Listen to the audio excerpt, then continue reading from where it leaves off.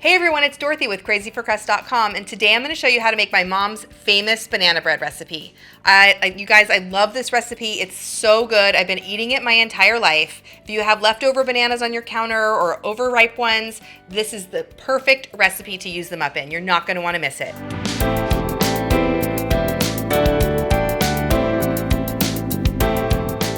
Banana bread is such an easy way to use up those old tired bananas that are sitting on your counter. And this recipe is the best one. It comes out nice and golden with that telltale crack down the center. And my mom has a special way of preparing her pan that you're not going to want to miss. For more delicious desserts and easy recipes, be sure to subscribe to my channel. Now let's get in the kitchen. The first thing we're going to do is prepare our pans.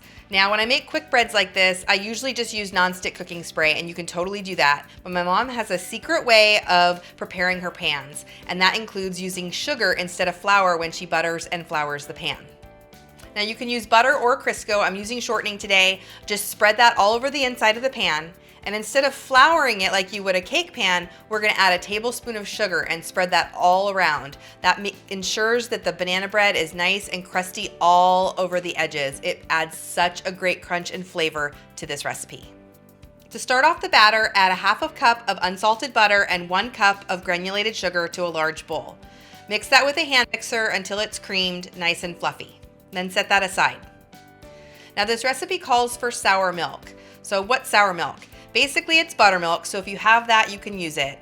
But the sour milk is just 7 tablespoons of milk, regular or non-fat, mixed with 1 teaspoon of vinegar. And I'm gonna do that before I start mixing the rest of my batter so that it can sit and become buttermilk.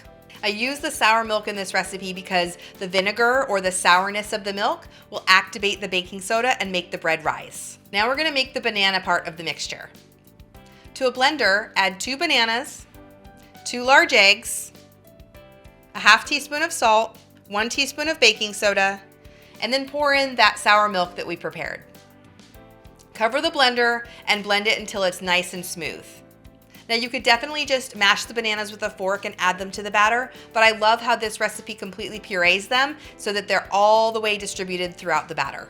Go ahead and pour the banana mixture into the butter mixture and cream it just a little bit. And then you're gonna add 2 cups of all-purpose flour. Then mix until the batter just comes together. It'll be nice and thick. And that's it. That's all you do to make the batter for banana bread. Go ahead and put your batter into your pan. And then we're gonna pop it in the oven at 375 degrees. And it's gonna bake in about 45 to 55 minutes.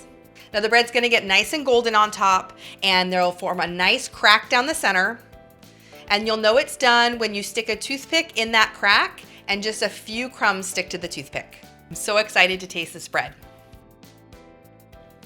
It's so delicious. Whether you eat it with butter or you eat it plain, warm or cold, oh, this really is the best banana bread recipe that you're ever gonna taste. That crunchiness from the sugar on the outside, the banana flavor, it's perfect. I hope you love this as much as we do. Leave me a comment and let me know what your favorite thing to make with overripe bananas is. I'm gonna go pop this in the freezer because if I don't, it's gonna be gone by dinner.